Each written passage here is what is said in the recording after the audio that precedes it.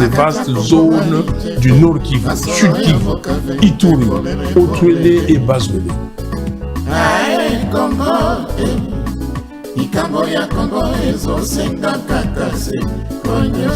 Philosophie, échanger, vous allez toujours namotane pour motanéniser batono sur bakoto saté, na limemiano sur toko mosakaliser, baono sur bako respecter o ezali ba principe ya yamana kanabino mongo ya bayimbo kate.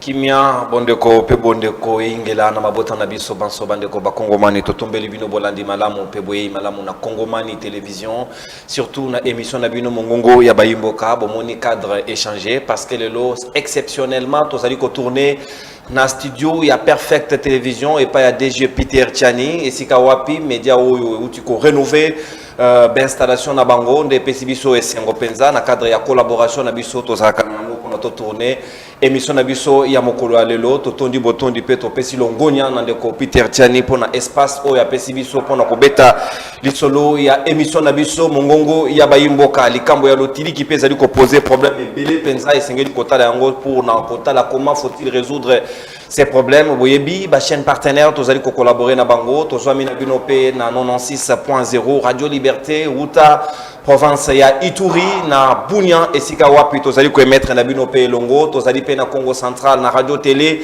La Joie Uta ville ya Kimpese o tozali ko arroser bino correctement tozana bino na perfect esika wapi tozwami na ngonga ya 15h heure ya Kinshasa na TNT Bluesat tozali ko émettre na bino correctement radio Ngoma zali ko biso en relais Uta province ya Tanganyika Télé News RDC nanzela ya YouTube PCNT live et zali wana ba chaîne partenaire tozana bango na cadre ya collaboration na Kongomani télévision nino toko sola lelo na mokonza ya lelo toko fungola ba hostilité na émission na biso na mayu o etali lolenge kani sortie médiatique ya mwana ya Mobutu Ouazali moko ya bayi politique ya mboka na biso alobi pona ye Jean-Pierre Bemba azali dignité ya kokamba République démocratique du Congo azali moto ya maloba mabe esaleli na ye ezali mabe makasi c'est dangereux pona mboka est-ce que mokonzi mboka ndenga azali kosala ye confiance ezali risque topé Jean-Pierre Bemba akoki kozongela makambo na ye ya kala ba pratique na yo bakiza ye na ba rapport ali ya ba pigme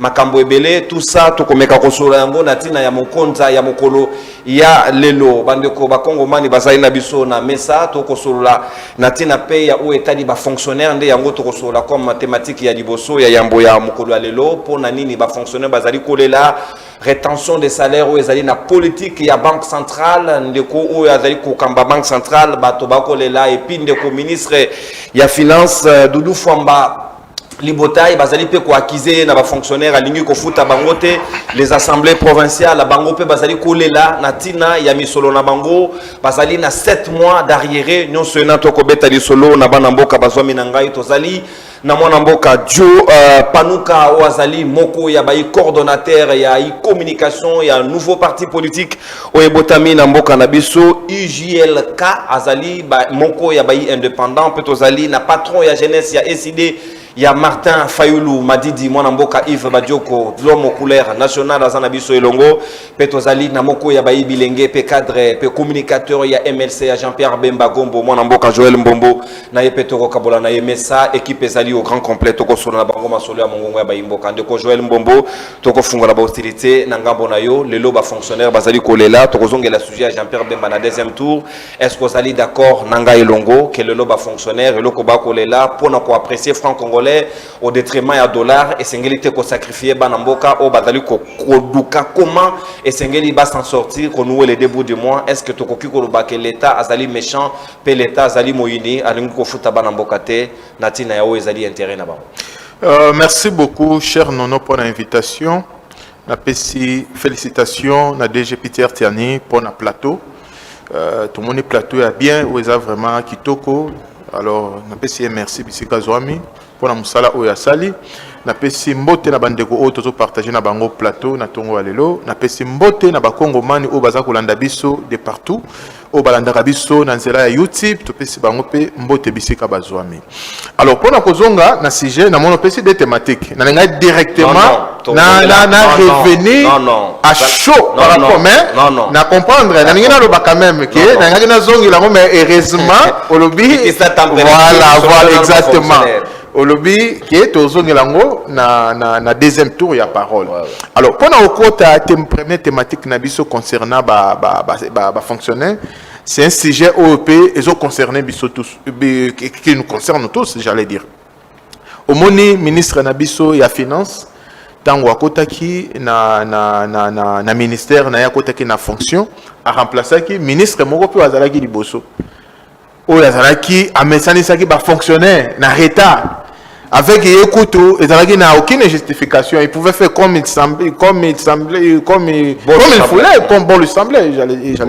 Mais depuis quand même Doudou Fouamba, ministre Kotaki, vous voyez quand même, il y a quand même l'évolution, les changements. Chaque les 27 et puis il clairement. Donc, à ce qui concerne les salaires des fonctionnaires, au plus tard, les 27, il faut fonctionnaire Azwa Monsolonae, Bissika Nyoso se retrouver.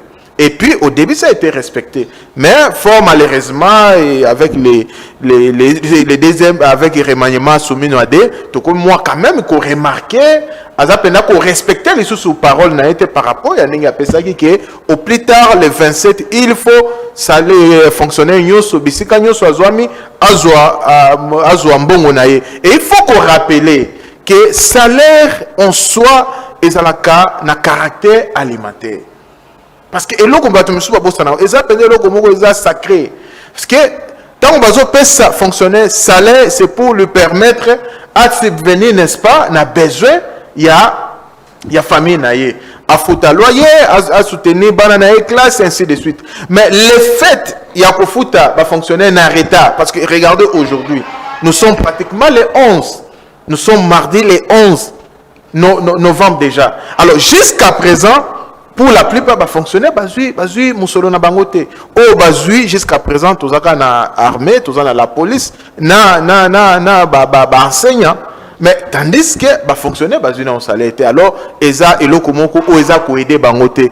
To senga na ministre ya finance, o azo sala musala na o ngana félicita kae par rapport à travail na ye na ndenge azongisa ki lisusu confiance na ba fonctionnaire auprès ya ministre ya finance parce que confiance wana ezalaki lisusu te na tango ya ministre o ya succédaki. En tout cas confiance wana ezalaki te, mais tango akomi au moins quand même il a fait beaucoup d'améliorations, de changements qui a fait en sorte que confiance wana ezongaki ameka ko revoir, à respecter au moins ndenge alobaki na départ que au plus tard les 27 il faut fonctionner nyoso azwa salaire pour permettre à subvenir na ba besoin na on ne peut permettre que tout évolue. Et puis autre aspect parce que ba émission peut auto salaka ezalaka na caractère pédagogique. Nous devons reconnaître que à chaque début il y a trimestre ezalaka toujours na moins retard.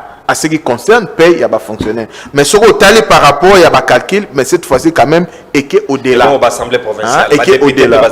Par-dessus tout, 7 mois d'arriéré, c'est quand même méchant, c'est inhumain. Bon, en fait, pour les députés, en tout cas, on a plaidé pour les députés parce que bango va sortir mon soleil belé. Donc, en tout cas, là, vraiment, je serai. Non, bango va sortir mon soleil belé. Parce que au moins, député déjà, le fait que les gens sont belé. Alors, salaire, il y a pas il y a moins moko et qu'on couvrir peut fonctionner une année mobimba. Alors du coup, attends, je vais noter, il y a quand même le fait qu'ils ont volé mes alicolo et qu'on permettre avec son couvrir même pendant 7 mois une année. Mais par contre, bah fonctionner au Ngana au bazo gagner moins salaire et ça c'est ok, tu dois pas solliciter et pas ministre de la fonction publique avec proposition à salaire qui a projet n'est à uniformiser, n'est-ce pas, bah salaire bah fonctionner et qu'on permettre les à la bien. Mais bah député par contre, bah on bazo moi, je par rapport à la fonction. On ne peut pas comparer. On a besoin de retard, mais entre-temps, on a un avantage au bazooka. Ou peut-être, fonctionner au juste, peut-être $500, peut-être à foutre la loyer, c'est $300, $200, on a peut-être provision, ainsi de suite. Alors, au coquille qu'on compare les députés, parce que les députés, ont quand même une marge de manœuvre plus que les fonctionnaires que nous sommes en train de parler ici. Natondi Obotondi mwana mboka Joel Mbombo sika wa ndeko panuka na ye na ngambo na yo tokobeta lisolo ya bayiba fonctionnaire bato bazali na contact direct na population na cadre ya social bango nde bakendaka na wenze kosomba mwa biloko mpona to sentir que circularité ya monnaie ezali mais ko empêcher bango kokota en possession na oyo ezali droit na bango ya lomeya na bango omoni te ke na esika wana soki ezali politique ya gouvernement ya gouverneur ya banque centrale ça handicap sensiblement bakongomani oyo bazali kozela bafutama pour ke bakoka kosubvenir na babesoin na bango. Oui, na tondi botondi ndeko nono kuru pona maloba oyo pesingai. Na pesi merci d'abord na yemoko kolo na pema ndenge apesi biso lisusu makasi ya kozala vivant mokona lelo na kozala présent na oesika le maître de temps des circonstances yemoko Jésus-Christ en qui nous croyons. Bon, na pesi merci na DG Peter Tiani ndenge apesi biso cadre ya kitoko boye ndenge vraiment Tokutani lisusu na cadre moko vraiment très bien. En tout cas, toutes nos félicitations et merci beaucoup. Alors, pour revenir rapidement na sujet na biso ya lelo na motuna na yo. Alors, vraiment, je commencerai par dire que salaire, comme l'a dit tantôt Ndekonanga Joël, a un caractère sacré. Il faudrait qu'on y ait que, na niveau ya ba fonctionnaire, d'abord l'OMEA aux fonctionnaires à Zouaka, ils ont suffisant. Azalaka capable de nouer les deux bouts du mois dans côté. Alors la plupart, il y a des fonctionnaires, bazalaka mingi peut-être même d'abord à côté pour pouvoir pallier na ba besoin songolo ou bango bakokoza nango. Alors, pour retenir où ezali l'OMEA y a des fonctionnaires pour une raison, je ne sais pas économique ou pour une raison ou pour une autre, ezali vraiment mal monté. Alors, tokosenga na ministre Doudou Famba. Au Azali ministre comme mon ami vient de le dire, Asali ba preuve na ye. To apprécier qui mingi na d'entrée de jeu tant à Kotaki na esika ya na azwaki ebonga ya ministère ya finance ba y fonctionnaire bazalaki quand même satisfait moi confiance on ezongaki parce que paye malgré que ezalaki insuffisant mais quand même régularité kozwango à temps ezalaki mais sikoyo to komi les 11 il y a mois donc c'est-à-dire na niveau ya direction même ya paye toujours kokota même na programmation ya paye ya mois ya novembre alors que paye ya mois ya paye ya mois ya décembre alors que paye ya mois ya novembre ezana no apure. Non, c'est octobre. C'est octobre qui n'est pas encore. Paye ya mois ya novembre pardon mais c'est octobre qui n'est pas encore apuré. Alors ils ont ça déjà déséquilibre moko ba loyer et ko futama ndenge nini ba ménage ba na classe ba besoin surtout et ko sala mandenge nini.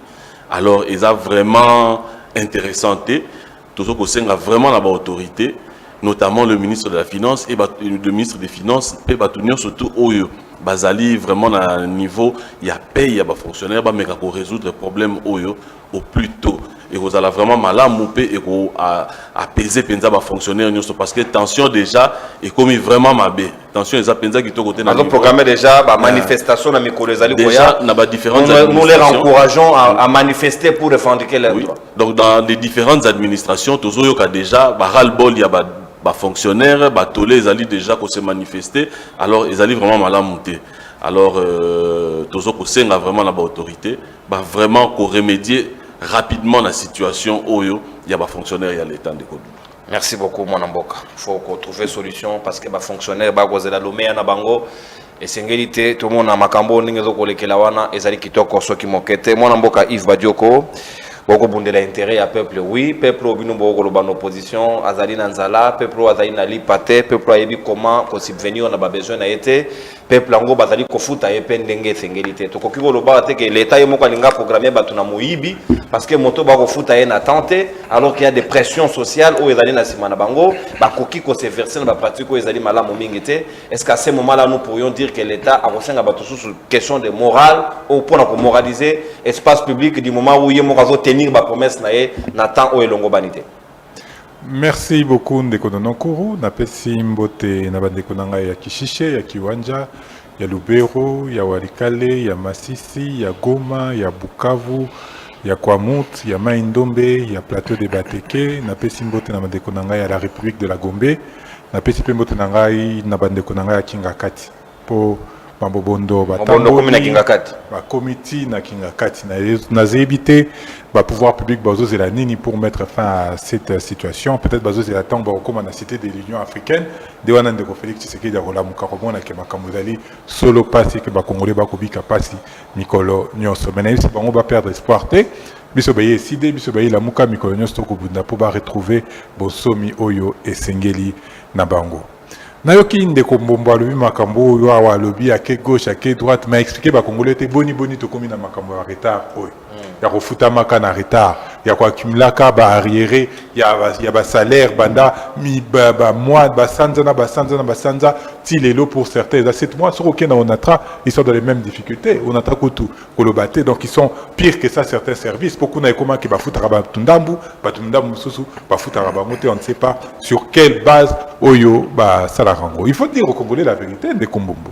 On risque de l'acculer pour rien. Nous avons déjà la base d'abord que beaucoup de gens qui ont été Bofinga.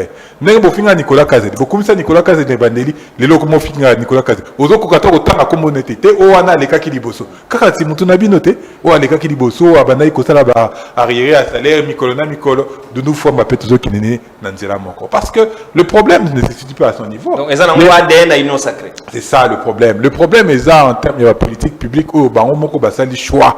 Il y a que ça là.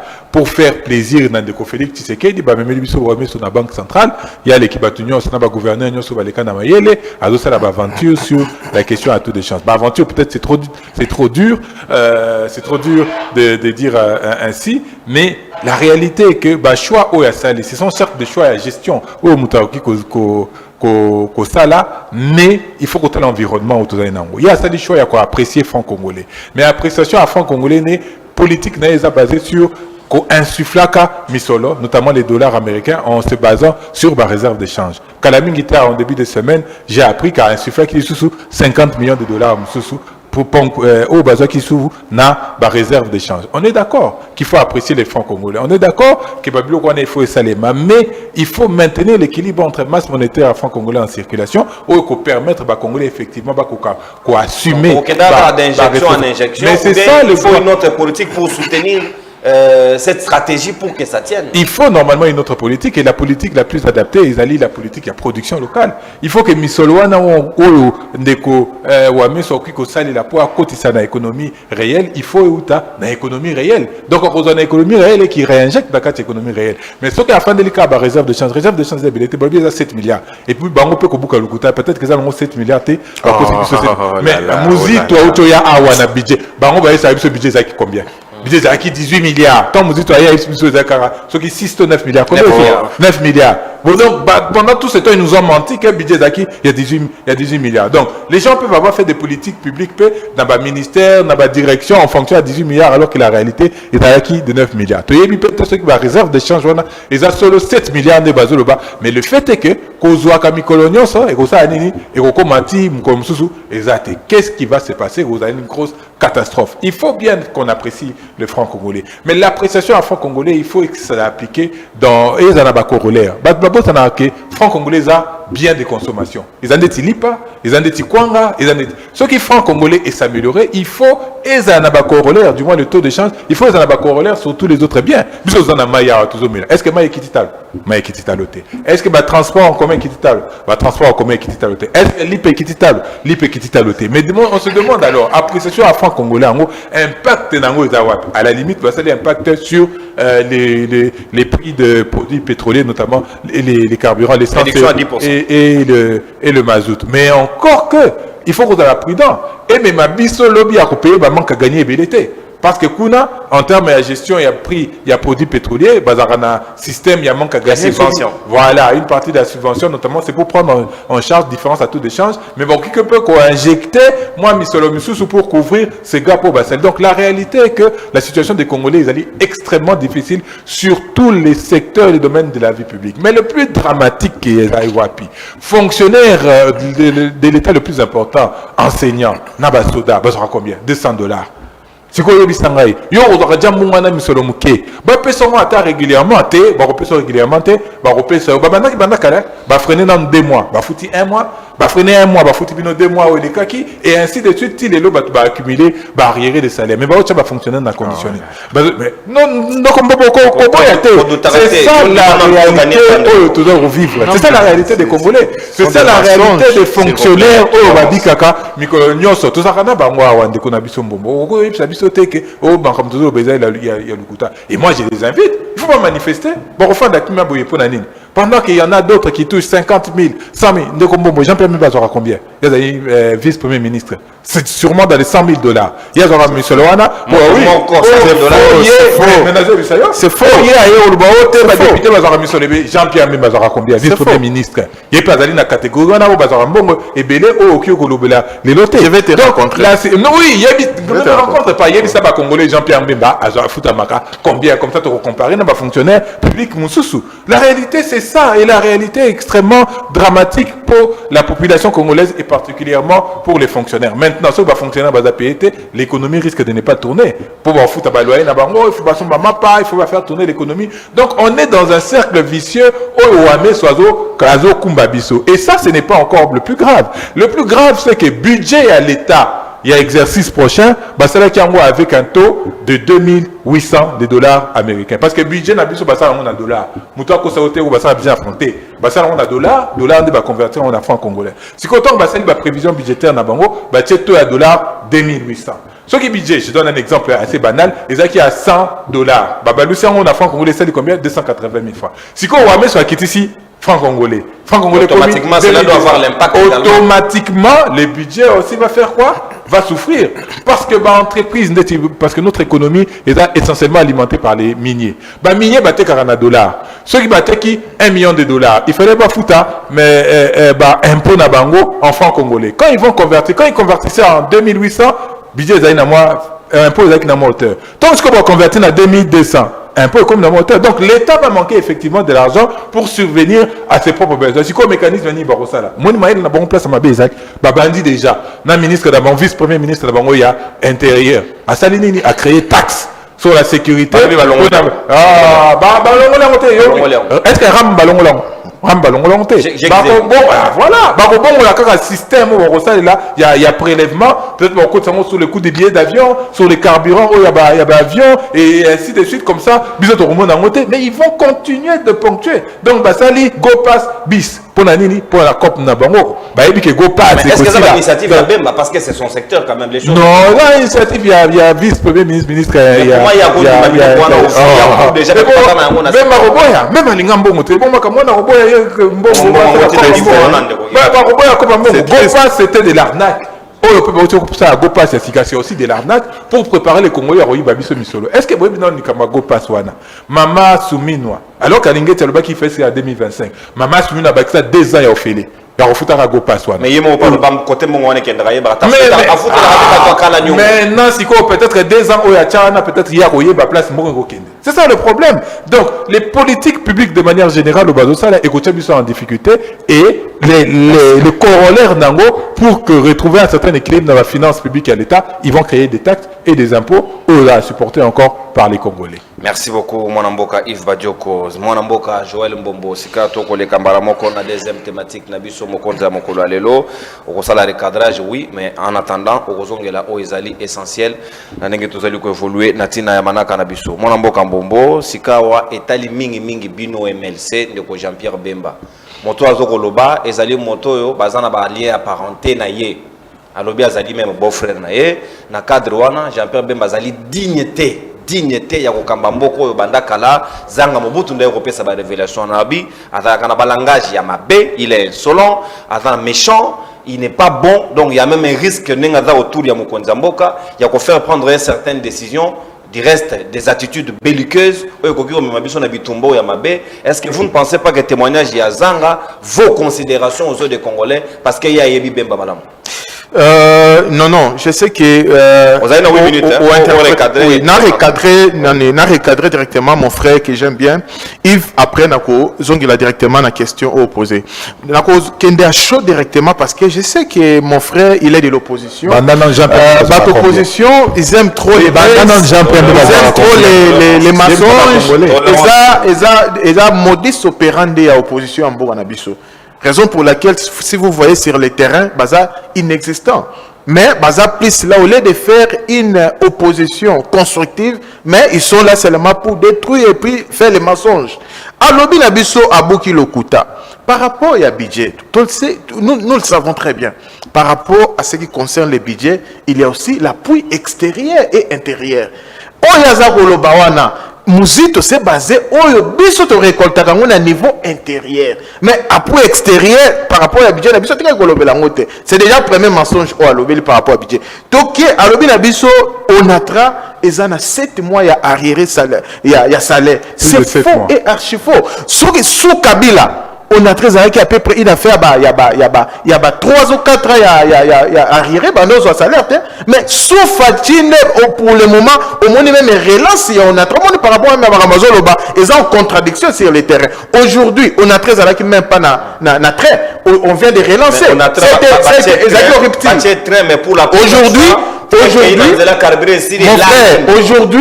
relance il y a très ezongi Kitasa Matadi ezongi et puis tous on continue avec le temps et que ne peut gare centrale aéroport international Anzil et puis tant d'autres directions. C'est-à-dire qu'on a très dans un coma. Et aujourd'hui, on a très commis qu'on ressuscité, qu'on renaître dans la cendre. Et aujourd'hui, mon frère Yves, non, on a très je prends témoin les travailleurs, les fonctionnaires, on a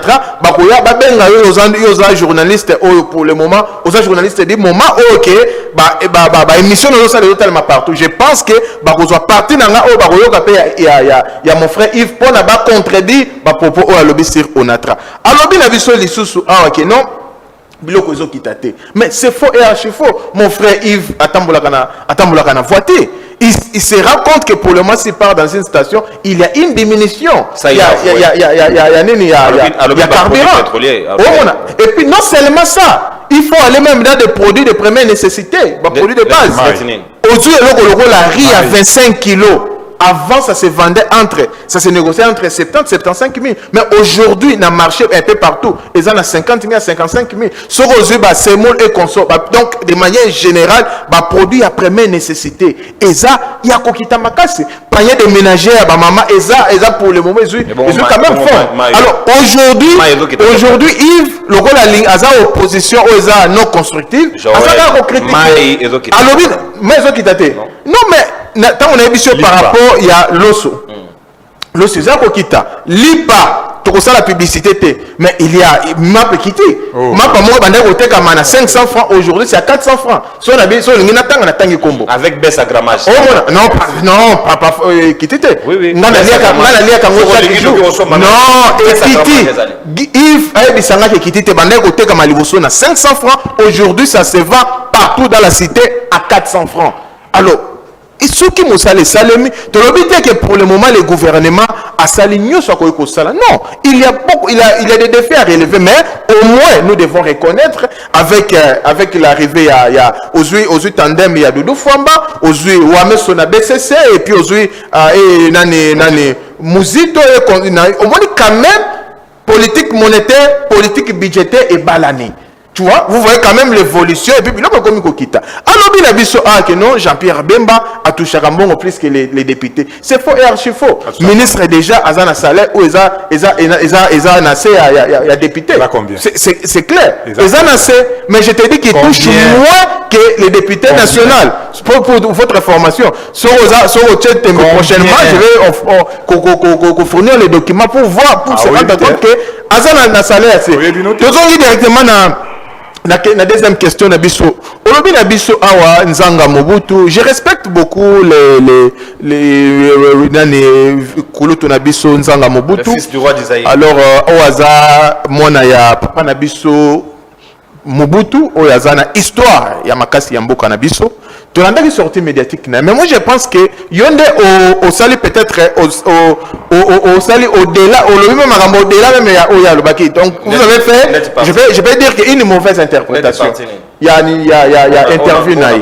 Parce qu'il y a le lobby naï que non, il y a ça qui n'a choix. Il y a Joseph Kabila par rapport à Bemba. Pour des raisons, il y a mon Pesaki. On a le lobby, non, il y a le baki clairement que non, par rapport à la politique et à la Kambouya.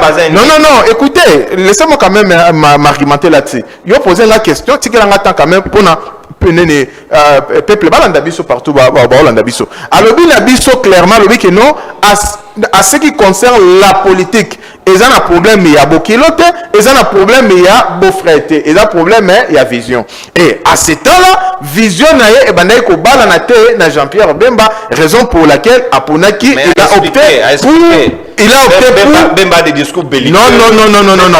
Alobaki boité. Non, il faut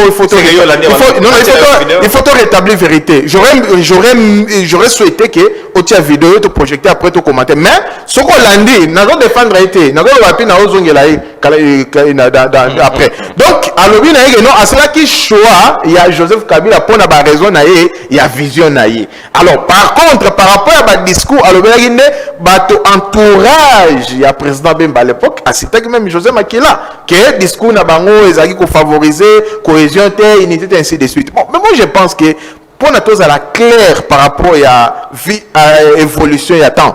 Ce qui total aujourd'hui choix au nani Nzanga Mobutu asala qui c'est Joseph Kabila. Est-ce que aujourd'hui par rapport to juger bango par rapport à leurs résultats to le basigoni que résultats est négatif ou positif, on se rendra compte qu'il n'y a rien de concret parce que ce qu'on même hier par rapport à choix la première élection au Salaki en 2006 je pense qu'il y a ministre il y a agriculture. Après, est-ce que c'est ça qui mandat, c'est ça qui était, c'est-à-dire qu'il n'y a rien de grave en soi, mais ça opinion mais la population congolaise peut conclure en disant que résultat na bango et alliance na Joseph Kabila, qu'est-ce que ça donne? Qu'est-ce qu'on peut se souvenir de ça? Et là on y a malonga basala bango mi balé. La transition ya Bemba na Kabila parce que na mosika kutu ya wana te bango mi balé badaki pas ensemble. Adaki pas en charge. Non mais mon cher frère non. Tango na 1+4 on a 1+4 président Nanga Jean-Pierre Bemba azalaki en charge il y a Ecofin. Et puis il faut yeba que chaque et puis 1+4 ezalaki na mission moko ezalaki bien déterminé tant ba otaki na Sun City. Tant ba otaki na Sun City ba sali formule 1+4 ezalaki pour na ba chiter na ko organiser n'est-ce pas première élection na mboka na biso. Alors la question que nous devons nous poser ici, est-ce que mission na bango ou ezalaki a signé et salemaki oui ou non? Est-ce qu'il n'y avait pas eu des élections na mboka na biso ezalaki financé na ba moyen na propre fonds il y a l'état? C'est ça la grande question. Alors, ce qu'on a par rapport à l'archive, on vous dira que les élections au Salemaki à 2000 et à 2006 et c'est là qui moi meilleur par rapport à Onyo Soyagi Nasima. Tout simplement parce que Jean-Pierre Bemba a Salaki Nekofin a disposé qui Mbongo ou à Tchagango à l'époque on appelait ça Ezalaki CI et Ezalaki Nene. Aujourd'hui c'est CENI, à l'époque Ezalaki CI.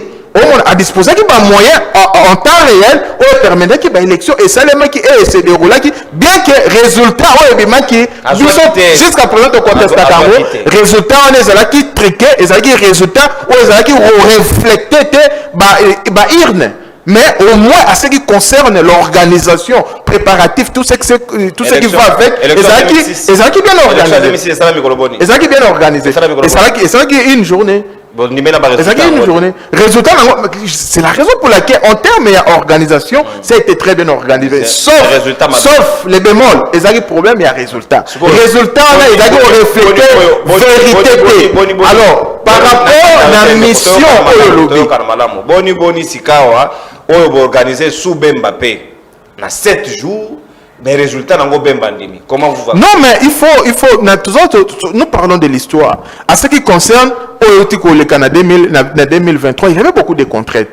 Beaucoup de contraintes, entre autres, il y avait un problème de machines, il y avait un problème, il y a un déploiement, il y a des machines. Parce qu'il faut qu'on se rappelle, en 2006, en 2011, en 2018, ezalaki quand même na présence pe ya makasi ya Monisco à l'époque o bandel ko aider biso à ce qui concerne le déploiement ya ba machine et kit électorale. Mais en 2023 bazalaki liso vraiment sur le terrain. Alors ça posait problème en termes ya ba avion pour na ke ba kit ça déployer un peu na fait fois ya ba mboka, ça posait problème. Alors nous devons reconnaître mboka na biso là c'est comme un continent. Alors ce qui est un problème logistique, problème, alors il faut qu'on reconnaisse rien. Mais dire que non, ils ont réfléchi, mais au moins on a connu une élection qui a été, c'est pour la toute première fois, cher Nono, aux grands journalistes, au contredit, aux catholiques indimants, et non, il y a un candidat, oh papa, Balobaki, il y a un, oh mais, oh il y a le bosso Balobagani. Balobara, 2006 Balobara, résultat, on a. En 2006, qu'est-ce que les catholiques a dit? C'était Jean-Pierre Bemba. En 2011, on a dit c'était Etienne Tshisekedi. En 2018, ainsi de suite. Mais en 2023, Bazalaki clair. En 2023, Bazalaki non, mais tu vas la continuer. Non, mon frère, non. On a logique.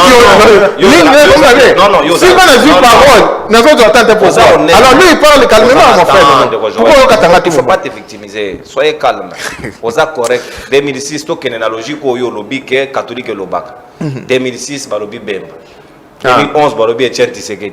2018, il a complété le lobby. 2018, ça a été Ezaki, président Fachi, c'est clair. Hein? Président Félix Tshisekedi, c'est clair. Et puis en 2023, la différence, au moins on reconnaître Babino, c'est pour la toute première fois. Il faut contredire Bazaïba, c'est pour la toute première fois. Non, mais ça c'est le passé. C'est important, on a gagné qui élection en 2018 au Sénat public, qui au cours constitutionnel a qui validé, qui confirmé, s'appelle Félix Tshisekedi. Alors, en 2023, catholique, souvent, en contradiction, na CENI, na cour constitutionnel, tout le monde qui y écoute, à Sota premier. Alors, il y a un candidat qui a fait plus de 70% que les autres. Alors, Martin Fayulu a eu combien? 4%. Alors, tout simplement à cause de l'égoïsme. Ce qui est égoïste était à quoi autoriser les camarades de Nabiso Nani, Yves Badjoko et tant d'autres. Pourvu que sa position est claire. Mais malheureusement, ça m'a tourné. Mais nous devons reconnaître que par rapport au gouvernement, je dois quand même avoir la marge de manœuvre. Non, on a mon pouvoir. Indépendant plus opposition. Non, il y a opposition. Alors, pour nous devons reconnaître que par rapport il y a négatif dans le transport. Non, par rapport il y a bilan on a coutu. Il faut ça un plateau spécial.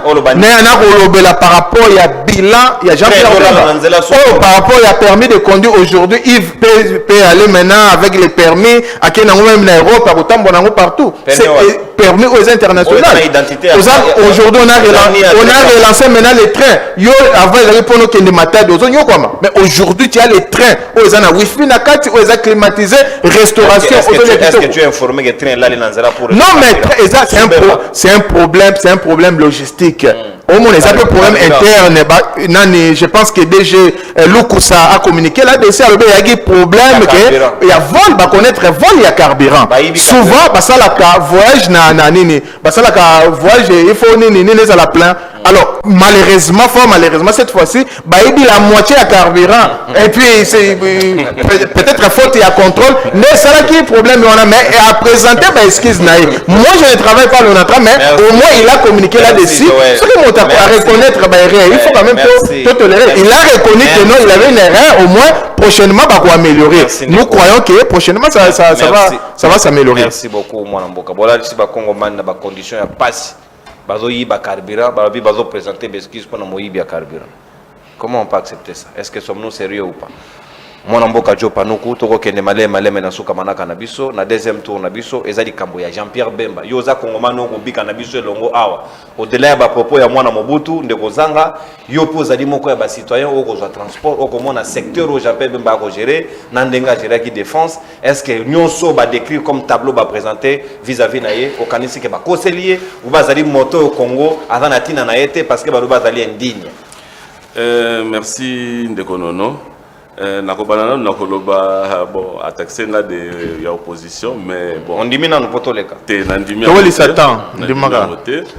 Alors nakoloba boye biso no sutolana ki ba déclaration ya ndeko Nzanga mais à tort ou à raison wana ezali ko engager ye mais en tant que congomani ndenge lobby biso no sotozali ko vivre à la kati ya mboka Congo tozali komona ba réalité o nyonso tu ezali kolekana na kati ya mboka Congo biso ba UJLK tozali ko prôner mpona unité esika malamu ezali biso tokobeta maboko tokolobake malamu ezali esika pe mabe ezali biso pe tokolobake non mabe ezali tokodénoncer mpona intérêt ya Congo tozali wana te mpona ba intérêt privé ba intérêt partisan na biso nga na sala ki boye to nga na sala ki boye te tozali wana mpona intérêt ya ba congolais tozali wana mpona intérêt ya Congo alors tout moni biso nyonso tu makambo ya train ndenge ekufi na nzela pour les raisons on ndeko Joël a lobi carburant très sali prise d'air alors na ozala désolé makasi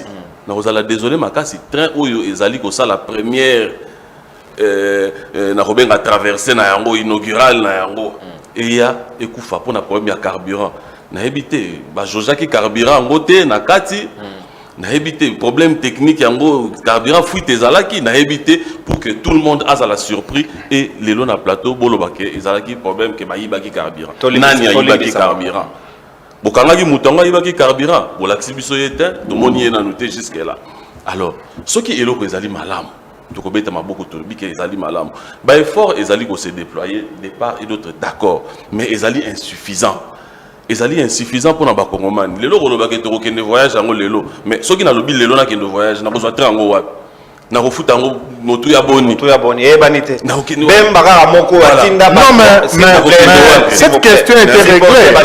Oui, oyebinga na s'il vous plaît. Tolérance de Congo to compléter sur tête boy. Siko Jean-Pierre bemba kaka moko oyo atinda batu na mai nzela ezaka na problème awa na debono mai etonda abibaki bokozwa nzela ya mai po bakende na aéroport yo yebi prix bato bafuta $200 ya vano et il ne mesure pas les conséquences de la décision. En tout cas tout le monde est là, tout le monde a monaki, tout le monde a yokaki o elekanaki. Alors ce n'était pas à la portée de tout le monde ya kokende nzela ngo ya mai parce que bahike baza la possibilité wana te nous savons biso nyonso tundenge congolais à vivaka malheureusement par moyens ezali insuffisant qui pouvait se permettre azwa nzela mai wana pona comme aéroport peut-être que kano wana eza pris ya billet moko ya avion ya kokende soit na province songolo ya région de province songolo. On a vécu ça, ils ont difficile. Alors, il ne faut pas pour le plaisir d'applaudir, pour dire que non, peut-être pour tout ça là, Moussala pour na Congo, tout ça là, Moussala pour na Congolais, à Bonga, Congo et Bonga et avancé. Tout ça là, Moussala te pour na intérêt mon partisan parce que nous on s'est retrouvé kaka, il y a mon abeti ma beaucoup té.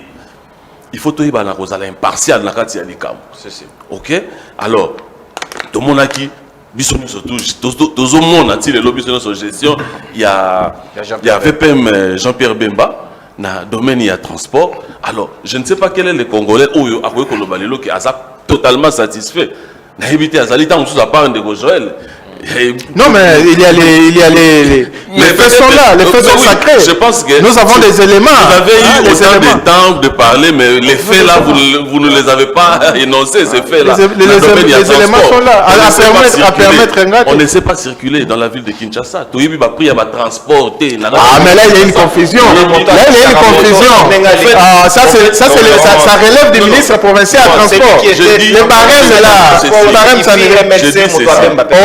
Oh non, c'est faux. Non, c'est faux, archi-faux. Il n'est pas. Moto à MLC, Patricia Gongo. Non, Baba Misso. Non, Aza Moto à MLC. Nous savons tous. Oh là là. Nous savons tous qu'il y a le ministère national qui travaille en collaboration avec le ministère provincial. Nous le savons tous. Alors, ce n'est pas qu'ils ont la compétence exclusivement, mais le VPM a aussi son mot à dire. Non, en termes de barème, là, c'est le ministre provincial. Je ne parle pas simplement en termes de barème, mais je parle en termes de secteur, en termes de gestion. Non, mais il y a la séparation du pouvoir. La constitution. Aujourd'hui, sont quasi inexistantes. Quels sont les projets, quels sont les programmes pour désenclaver, le Congo. On a du mal. Moi, j'ai eu la chance quand même, il y a circuler un peu dans les provinces, mais pour atteindre une agglomération, c'est tout un problème. C'est tout un problème. Donc, ils sont plus simple, ils sont plus aisé, il y a qu'au avion moko kokende na mboka mopaya plutôt que circuler simplement na kati ya mboka Congo ya biso moko. Alors, il faut que tout ça la musala, il faut que tout l'amour, il faut tout élément. Pona to bungisa makambu. To loba makambu kaka te pona to loba. Mais tout le monde pona tout avancer tout peut ça va proposition to y a na proposition concrète mais tant que tu la réalité est autrement na yango wana tozali ko fustiger ndeko nono na yango wana tozali ko fustiger tozali ko telemela soki ezali malamu to kobeta maboko soki ezali malamu te en tout cas tozali désolé biso ba IGLK tozali wana pona ko prôner unité mais unité yango il faut ça la mana ndenge ya malamu il faut mutu na mutu à reconnaître que awa fa ezali awa mabe ezali ba proposition ekoya to landa to sala elongo po Congo et avancer mais à ce rythme là et kozala kaka passe parce que na maloba ndeko zanga lobi maloba ya ndeko Jean-Pierre Bemba ezali malamu te ndeko Jean-Pierre Bemba benga Kabila o ba travailler na ye comme vice-président na ye abenga ka ye na kombo ya Hippolyte apesa ye na ba kombo ba mama na ye mususu ye moko Kabila reconnaîtra te ayebisa Katumbi ayebi ko yemba hymne national te est-ce que ceci ne vient pas consolider les Liamoto et puis voilà tozali actuellement lelo na mboka na biso Congo tozali na besoin ba propos ya bongo te mais Nzanga Mobutu a été ministre sous ministre agriculture mais qu'est-ce qu'il a fait de l'agriculture en RDC? C'est ça la grande question. C'est moi j'ai parlé des résultats. Il y a c'est là c'est citer les débats. Tokobeta maboko mais isika malamu ezali pe toko condamné avec la dernière énergie isika mabe ezali. Monsieur Nzanga Mobutu fut ministre. Akoyeb sabiso lelo ke bilan na ye en tant que ministre. Tolobite que non aponaki pour la vision mais bilan na ye en tant que ministre et exécutif national Yamboka Congo où il y a 80 millions de terres arables na Congo. Qu'est-ce qu'il a fait? Bilan na ye zanine. J'aurais voulu même qu'il passe à la télé pour nous dire bilan na ye, moi j'ai fait ceci, moi j'ai fait cela. Peut-être qu'il veut s'attirer maintenant. J'ai même vu un communiqué son propre parti, il y a président Félix. Va désavouer. Non. Voilà un peu. Donc il fallait azonga nanu alobana no ye asala pe o nini ya ko mema à la place ya ko yaka ko tirer à bout portant ya batonner surtout bazali lelo ko ça quelque chose to ko lo bon. Mais ba propos wana ezali ko engager kaka yemoko mais biso tozali te lelo ko soutenir ba propos ya division ba propos ya haine ba propos ya nini non biso ba IGLK tozali ko soutenir ba propos wana te. Alors monsieur Nzanga Mobutu en tout cas nous aurions voulu que Olekana TV oyebisa biso peut-être oyo sala ya malamu to oyo zali ko penser date ya retour ya corps ya Kondo Mobutu. Bon, je te le conseille peut-être. Tu espéras retour Yakor parce que il fut le président Yambo Kanabiso Congo Zaïre à l'époque. Il a fait ce qu'il a fait. Il a fait son l'un des grands d'ailleurs. Ça aussi c'est le bilan de la gestion du patrimoine à Mobutu.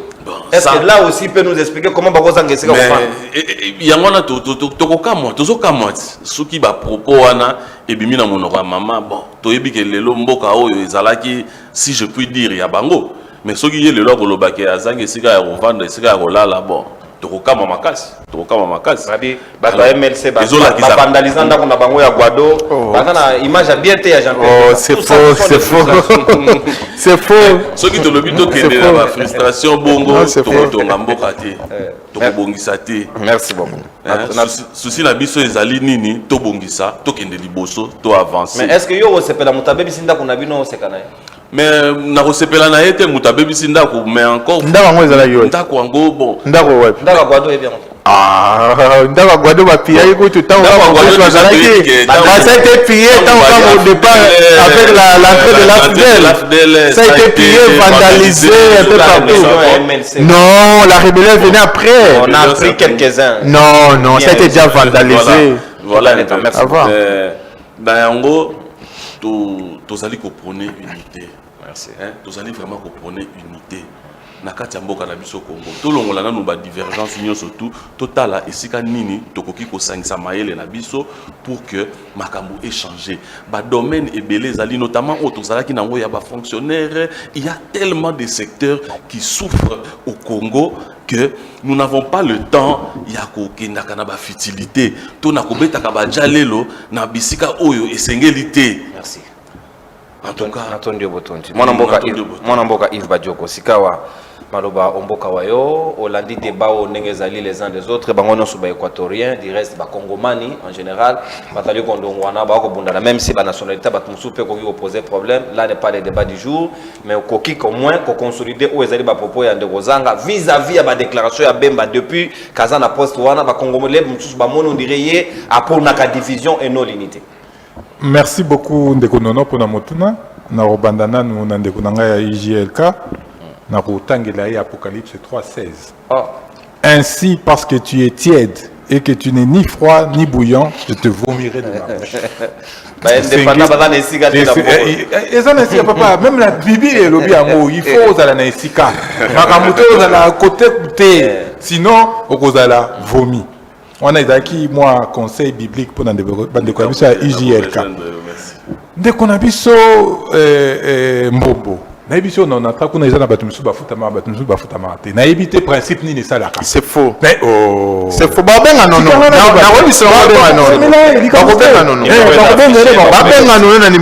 n'y a pas de problème. Batumusu bafutama te. Izana batumusu kuna non natra bazaka na retard te. Bango bafutama régulièrement. Mais sous bazana ba. C'est évolué. Mais non, ça peut évoluer, je l'ai dit dans ma première prise de parole. Et ce n'est pas que le natra, na problème. C'est faux. Maintenant, c'est le passé, mon frère. C'est le passé. Non, mais j'ai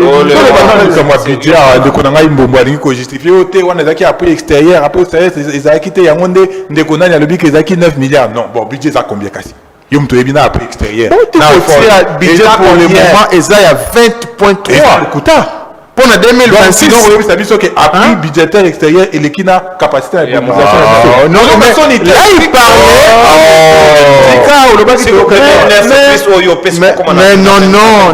14 milliards de dollars à l'extérieur. Alors, Mouzito ne parlait pas de budget, l'actuel de 2020. Il parlait, oh, à Koutaki, et il y a 12, 18 mais on élaboré de la cette fois-ci. C'est la projection pour la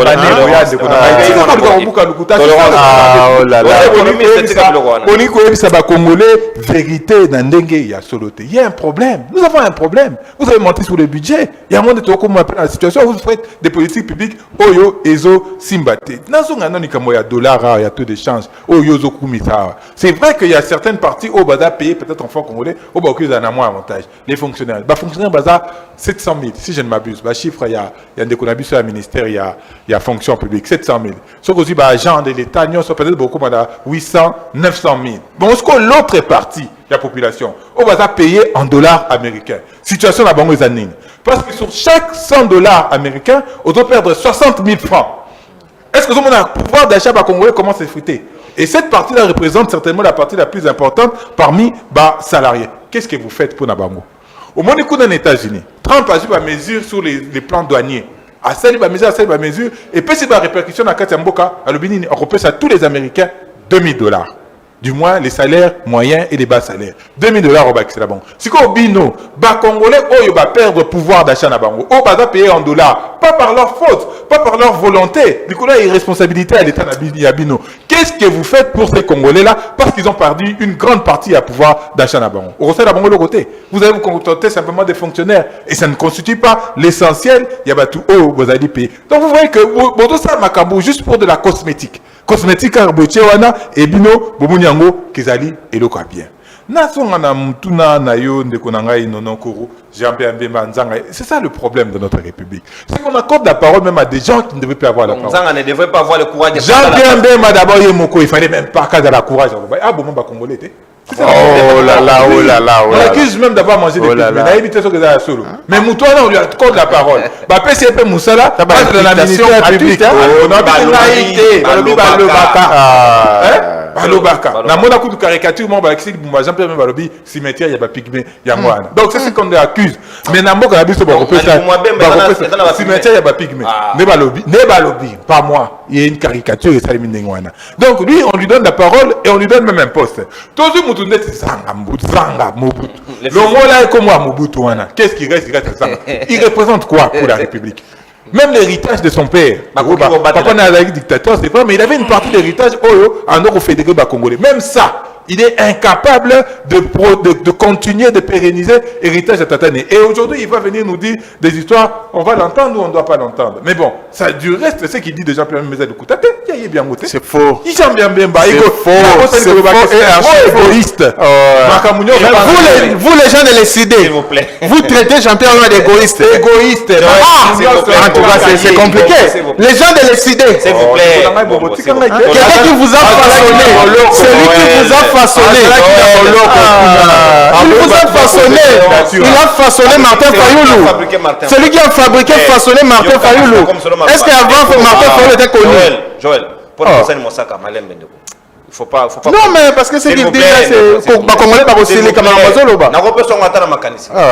Il faut ça là. Merci beaucoup. Pour s'ajuster, donc il y a un égoïste Jean-Pierre Mbemba. Ça c'est vrai. Ça c'est la nature. Zanga ne nous apprend rien. Comment ce qui était moyen. Comment on peut expliquer que le président de la partie politique, secrétaire général, parti politique, donc, Jean-Pierre Mbemba c'est un égoïste, patenté c'est un égoïste né. Mais autant, ils ont un bilan médiocre qu'ils ont à Mobutu. Sur le plan, il y a Moussa Lassala, le ministère de l'Agriculture. Sur le plan, il y a héritage à Papa Né. Autant, Jean-Pierre Mbemba a un héritage médiocre. Akenaki na Zaki ministre il y a défense. Qu'est-ce qu'il nous a produit? Kakaba photo. Beaucoup de travail. Beaucoup de travail. Beaucoup de travail. Beaucoup de réformes. Beaucoup de réformes. Quelle réforme? Réforme, il faut un résultat. Quel résultat les réformes à Salimine? 0 sur 0. Ailleurs, au ministère, il y a ministre et transport. Mobilité publique. Et ça ne vraiment, oui, tout les Canada, chaîne, Bakotalabiso, Tinamikilabapaya, Bazolo Bapé. Donc, au loin, pas naïo. Au Soukoli, au lieu moi il y a ceux qui ezali, au lieu na plateau, au bit, tout ça très encore, c'est ceux qui cherchent à ma tête. Tu viens Ezala quitter mon frère. Non, Ezala quitter. On en repère autant de plusieurs, s'il vous plaît. Oh là là. Pourquoi tu t'agites? C'est triste. Hein? Le Sénégal vient d'inaugurer sa deuxième ligne. Comme on a tram. Deuxième ligne, il y a un train à Bango à grande vitesse. Nous, on est ici, Mbombo passe à la télé pour nous dire qu'un vieux train, ils ont coupé dans Nzela. Voilà. Alors, c'est la publicité. Biloko Moussoussou, Atabo Sali, mais vous restez silencieux. Parce que vous ne pouvez pas vous prévaloir. Biloko, on n'a pas un pamba. Nous parlons de la question de la mobilité publique. Tous les jours à embouteillage, Tongo Midi, Poko, Urubana, ils ont dossier n'a été. Si, c'est son dossier. Vous le plan de la mobilité publique, qu'est-ce qu'il a proposé? Qu'est-ce qu'il a produit? Mais il a quand même amené des photos. À part ma photo, voilà. Comparatives. Ma photo, il y a Japon, on a une photo, il y a États-Unis, vous n'avez pas embouteillage. Est-ce que vraiment vous êtes fiers de Jean-Pierre Mbemba? Torobi Mano, pour tous les gens, Torobi Kapas. Mais ce qu'on m'a dit dans le plateau, on a évité au Mbolia Kanini. Qu'est-ce que vous mangez les matins avant de venir? Nous souffrons de Konangaï. Il n'apporte rien à la République. Ni Zanga Mobutu, ni lui, Jean-Pierre Mbemba. Ce ne sont pas des gens sur lesquels on doit passer notre temps à parler parce que c'est risible. Pour rester poli, c'est risible. Qu'est-ce qu'ils ont fait de l'Idemo? Lui. Qu'est-ce qu'ils ont fait des Sarani. Zara Mobutu. 0 élu. 0, rien. Parti que tu as raté, Implantation 0. 0 sur 0. Et c'est ça l'œuvre d'un fils de Mobutu.